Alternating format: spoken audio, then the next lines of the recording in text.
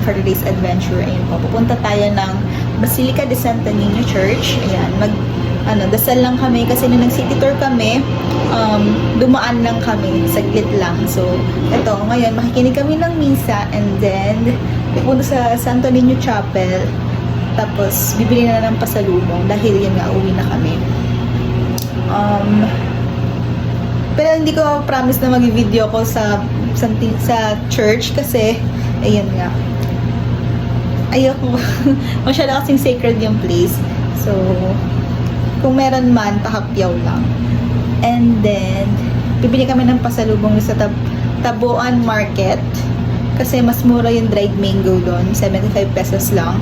Sa iba, 100 pesos na po. So guys, ito po ginaganap yung misa.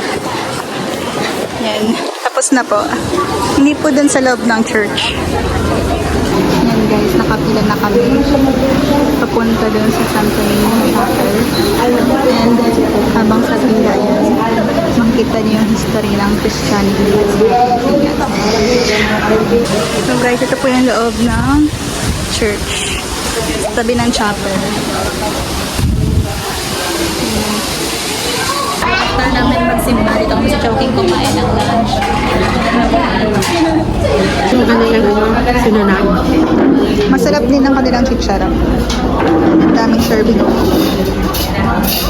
Nandito kami sa Tabuan Market para bumili ng pasalubong. And ang daming choices dito ng pasalubong. And mas mura dito. And guys, ito 85, 40. Yan si Mami. Ito lang akin. Yan, dried mango. Yan guys, ito kami bumili ng pasalubong. Yan, puro otap lang to. Ang daming danggit. No? After namin bumili ng pasalubong, bumalik na kami dito sa hotel. Ayan, kakagising ko lang.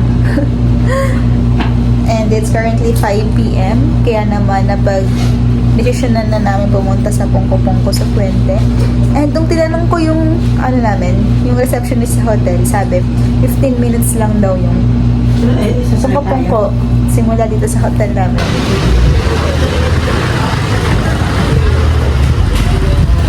Yan, Pungko-Pungko sa Puente. Best Pungko-Pungko place, Pungko-Pungko sa Puente. 6 a.m. to 10 p.m. Pork chop ma'am, 60, isang piraso. 60 pork chop. Ang bulaklak, 30. Ang longganisa, 15. Ito po crab. Crab meat, 35. Muyong, 15 isa. Muyong gulay. Ay, gulay. Yun lang po. Ito lang.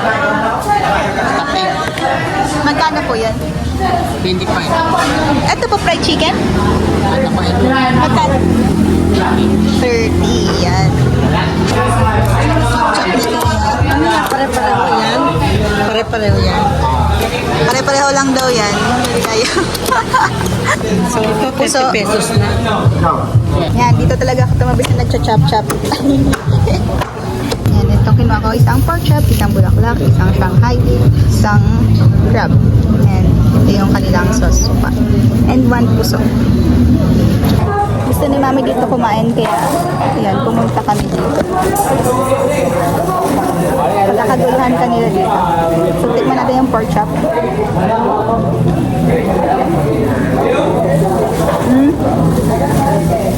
Hindi na masyado crunchy.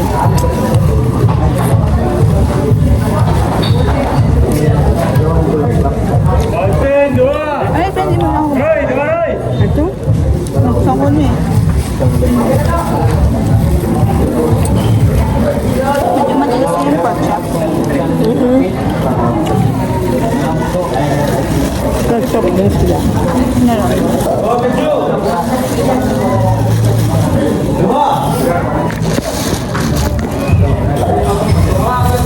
Sulit sa lang bulaklak. Inabot. Wala magsubuan. Matigas ng ano. Crunchy. Sarap. Kaya ba't yung siya ng Bulacan? Kuya, ano bang supplement niya?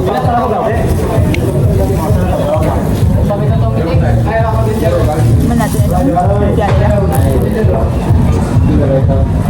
Diyan lang. May tubig. May usap, nagpili ka mo sa ako. Wala ko nagpabili kita. May tubig.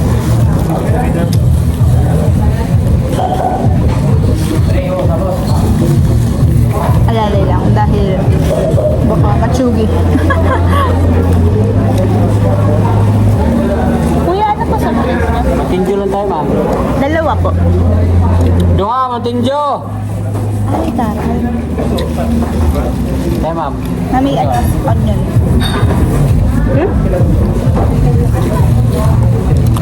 Ang dami naman.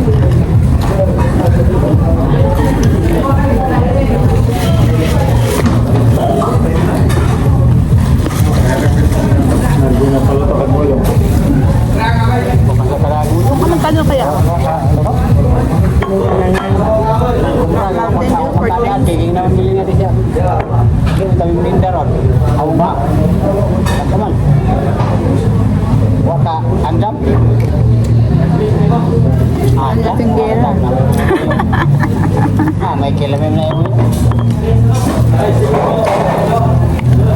Kung dito kuya ako matutuwa yun. Favorite niya yan eh. Grabe man. No. Pork chop. Parang ano? Dato na. Wala. Patay ka mga bata. Patay mga bata. Nakain mo na. Grabe ka bundok yung pizza ng Bulacan. Lain, masana ata. Samantalang si Dasma nahihirapan na kumisagat na. Ano? Masarap yung alimasa. Meron ang tayo ito. Tikman mo na. Pan, 24. Iba naman eh. Ano ito ta? Sisikla. Grabe. Sambot na ka ng kaya mo dito ba? Mili sila? Patuloy na. Atop ko. Kaya pinigil siya kabata. Kaya nalang upat yung ginabot. Daw ko kap. Grabe. Saan? Patuloy ka lang. Paano lang lama ikaw lang mo ka. Budget mo ko na nila. Ilan naman. Tikman natin yung crab meat.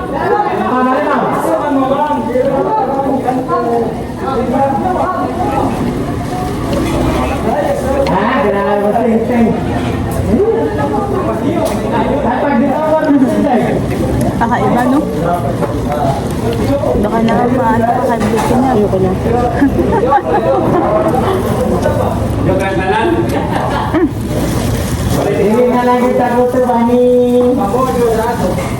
Yan, dito kami sa stall na to kumain kay Kuya Richard and Kuya Sandy.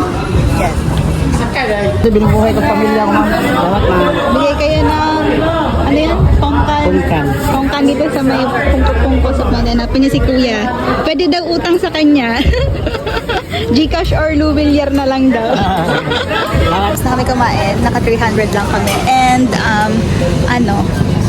iba-iba pala may-ari nung kada table and paikot sila doon. Dito kami sa H&M Tower para mag-coffee day.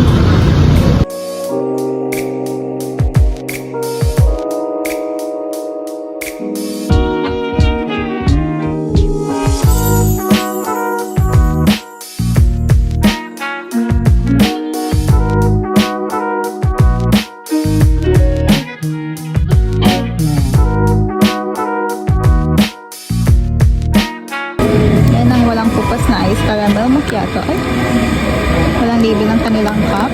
And itong strawberry custard cream delight. Okay, order ba? Ice caramel macchiato. And part talaga ng itinerary ko tong coffee day. Dahil walang ganito sa Manila. Yung coffee shop na nakita ko sa mga K-drama. Gusto ko natikman. Goods naman ang kanilang ice coffee. Pero nangingibabaw yung lasa ng caramel. Ice caramel macchiato yun. Nangingibabaw yung caramel. And hindi siya super tapang.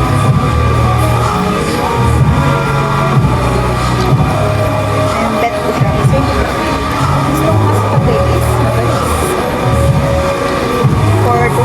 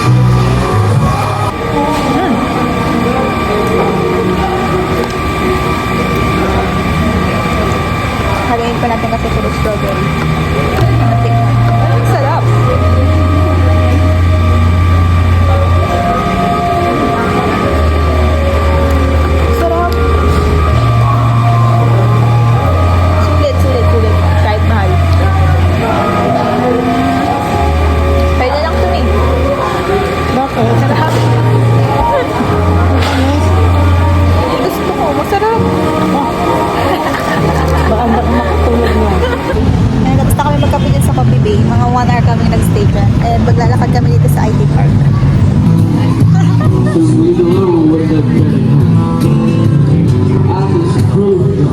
Yan, ganito yung vibe dito sa IT Park.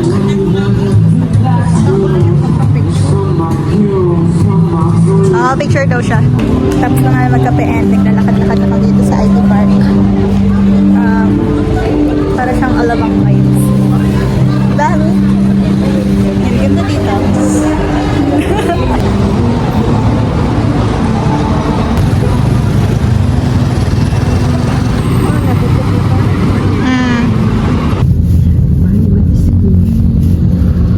Nakabalik na kami ng hotel and it's time to pack our things dahil bukas ng umaga yung flight namin.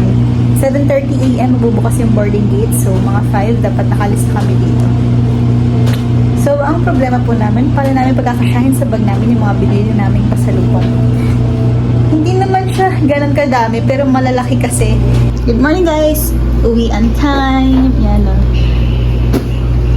Bye Kiwi Hotel! So, ito yung room namin. Aftermath.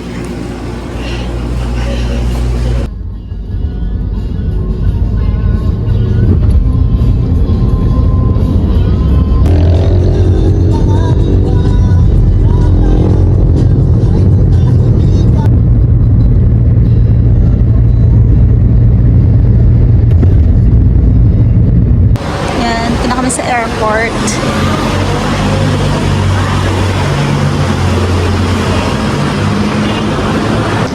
Sa loob ng airport, marami pa din bilihan ng mga souvenirs. Yan guys, kung nakalimutan yung bumili ng pasalubong, meron dito. Yan o. Kaso medyo mahal na. Yan, nakapasok na kami.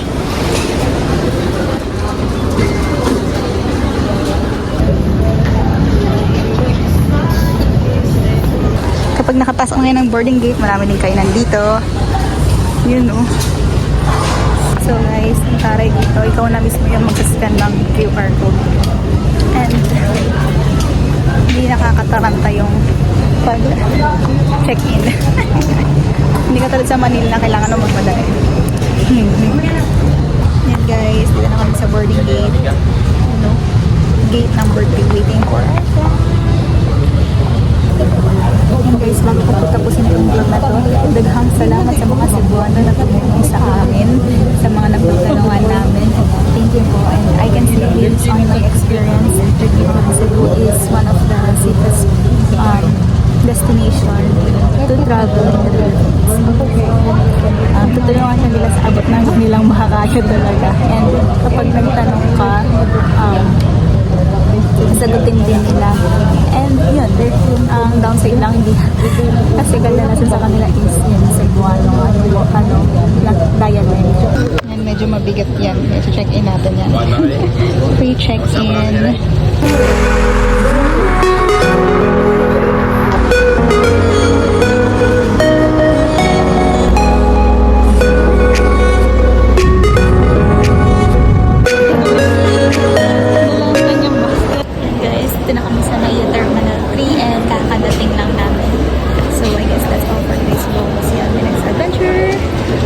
Don't forget to like, share, and subscribe.